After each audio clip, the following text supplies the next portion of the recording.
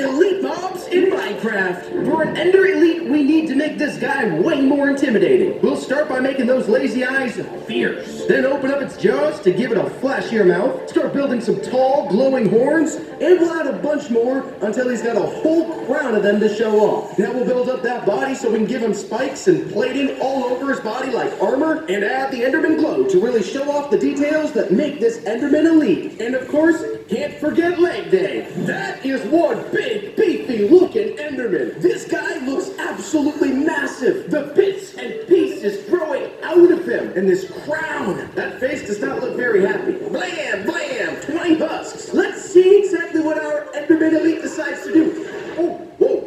Oh my goodness, where did that come from? Our Enderman elite doesn't even need to pick up blocks. He spawns the blocks in the sky. Oh my word. Let's see if one of them lands close enough to hit two. Right there. Ooh, there it goes. Both husks down. Definitely the most destructive Enderman we've ever seen. I'll leave this guy to take care of the rest of these wandering husks. Now we'll make this blaze into an Omega Blaze. To make this blaze stand out, we'll start with rearranging these blaze rods to circle around the head. And double it up to give it to the top. Now we can take a copy of the head and start making a flame. Get those bright, fiery colors. Perfect. If we shrink it down a little, we can fit it between the blaze rods. Then we can make similar flames to fill the rest of the spaces like flames of a blazing sun. Let's see if we can possibly warm up a little bit of the snow. Bam! Woo! Like a sun. Extra significant smoke coming off the back of this blaze. Let's see what this super hot sun can do. Looks towards the husk and then surrounds the husk in flames. Oh my goodness. Woo! That's like a firework. As soon as the flames come around this husk, this blaze turns our husks into walking fireworks. The only thing is, if one husk explodes, it doesn't look like it actually does any damage to surrounding husks. The explosions are more for dramatic effect rather than any real value. One thing's for certain though, if I stand close enough, it is quite warm.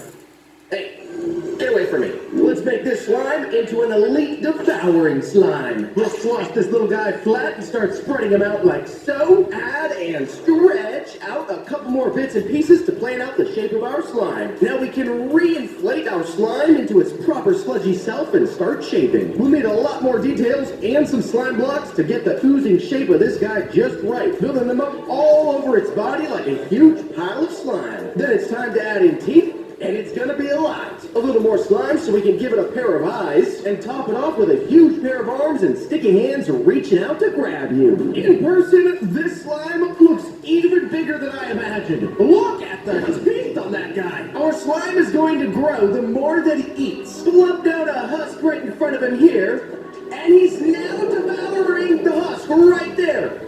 Jumps on him and eats him, and our slime nearly doubled in size. How much bigger can our slime possibly get? We're gonna see a jump and devour right away. Oh my goodness, our slime is fat.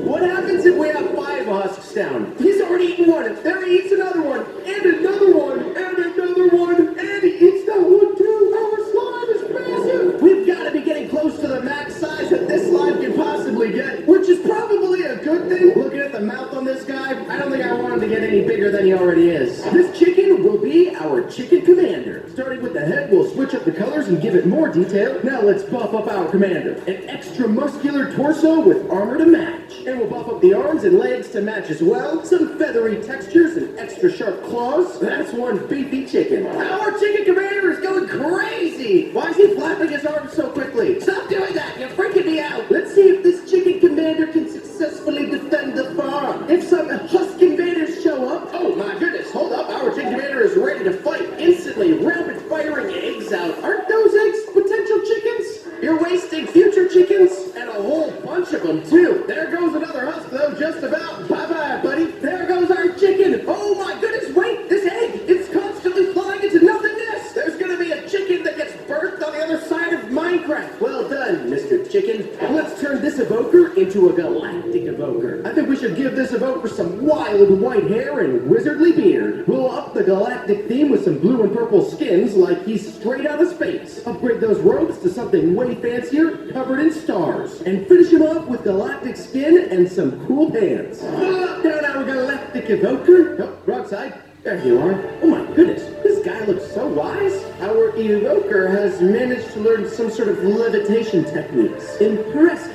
But more impressive than that is that our galactic evoker has managed to harness the power of outer space and use that power for ultimate destruction by calling down meteors from the sky. And it leaves a fire that's gonna burn these husks up. Yikes. See what the range is on this guy. Oh, it looks like he gets a little bit closer, and you can see him tracking the husk there before the meteor comes down and hits exactly where he wants to hit. A little puff of smoke, and then the massive space rock. Yikes, buddy.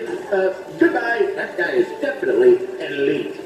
This drowned will be our elite drowned captain. Let's get this sailor back on deck with some better threads. They need a captain's coat to look official. For the head, I'm thinking this guy was underwater so long, an octopus made its home on his head. So we'll build out the body on that octopus and add some building eyes. Then we'll need to use these blocks to build out tentacles coming out all around the captain with little suckers on the bottom. Who's in charge here? The captain or the octopus? Woo! Oh my goodness. Okay, the octopus is definitely in control. And there's a significant preference for the water, I can tell. And the octopus eyes are the only thing still sticking out. Oh, never mind. I'll go ahead and place some husks in the water there, though. The octopus is going in and out of the water, firing off water beams that do a ton of damage, actually. My goodness, the force of that water must be immense, because it is clearly hurting. There's the one husk that went all the way to the top, and our octopus has left the water completely in order to chase this husk down. Oh, yeah, you don't stand a chance there. Bye. We should make this villager into a golden villager. Of course, he'll need golden hands and veins of gold up his arms. Add some gold to the eyes and more golden veins creeping up his head. We'll throw out those old clothes and give him a toga trimmed in gold. Don't forget a kingly golden crown and plenty of golden hair. Outside of the gold crown on the top of this guy's head and his clearly golden eyeballs, there's a gold toga, but he looks fairly normal. Nothing too extravagant,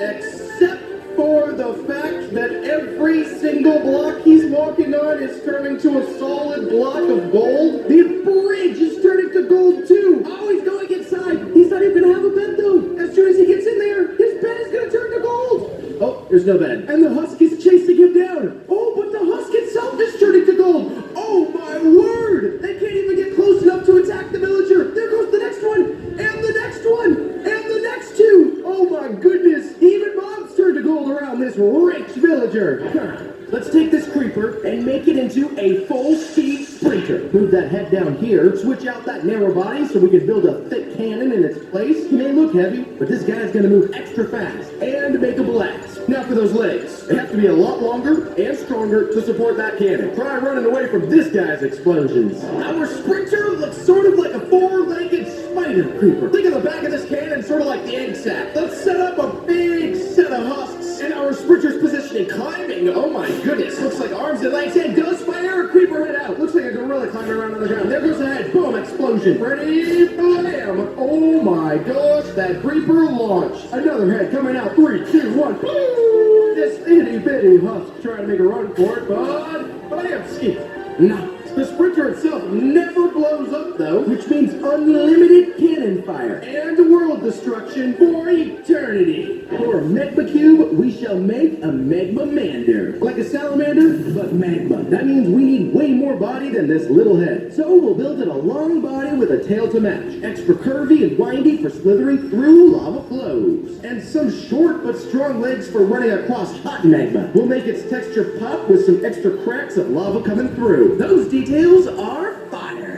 We found a magma-mander in the wild. It sort of looks more like a centipede as it slithers along the ground with the tiny little legs. Tiny little head too, can't be much brain power in there. The only thing that head is possibly good for is firing out magma balls at incoming enemies. There's our enemies. Oh, okay, don't get too close. Oh, back it up. Tossing out the magma balls. Lava everywhere. Oh my gosh. Wow, okay, the destruction is immense. It actually isn't doing anything to this little baby husk though until he falls into lava. Every single one of these husks could instantly be tossed inside of a magma bath. Oh, it's too warm to survive. The only thing that can survive in a magma bath is our magma-mander. Oh, come on, don't be stuck now. Well, our magma-mander is choosing not to climb and instead fire the magma balls repeatedly into the sandy blocks. Turns out our little husk there is going to be alright after all. From this phantom, we'll make a phantasmal. Elongated that that beak and add some extra teeth. That body needs to be way bigger. Support a larger wingspan to fly faster and farther. Lengthen up that tail, and why not two? We'll double the wings too with a smaller second set. We're ready for takeoff. Our pterodactyl phantom. I've built a comfy little hole for him here. He appears to enjoy flying close to the ground. And the only reason that he ever needs to leave the ground is to defend the two of us. Our Fantactyl will swoop into the sky before coming down to pick up our mob and drop it to its demise.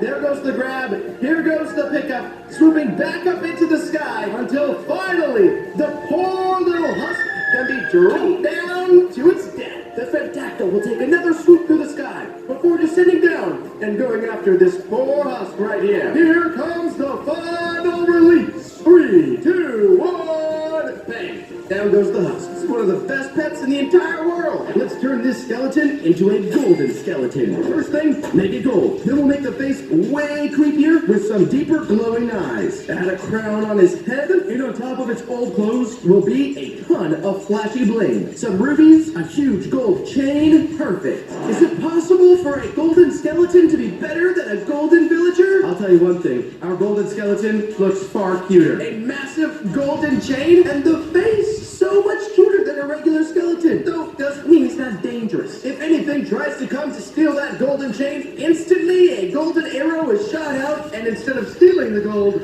you become the gold. It's almost the exact same as the villager, except, of course, our golden skeleton can land these shots from a distance. But there's only one way to find out if this golden shot is more powerful than a golden villager. Inside of a massive golden palace. A fight for the golden throne. Our golden skeleton on one end. And our golden villager here. The villager instantly starts turning the floor to gold as well. Perhaps they both have such a passion for gold that they don't want to engage each other. Perhaps they just want to be friends. Oh wait, no, it doesn't look like it. The golden skeleton fires off a shot. It was a mind game. He turns the golden villager to 2 blocks of gold and takes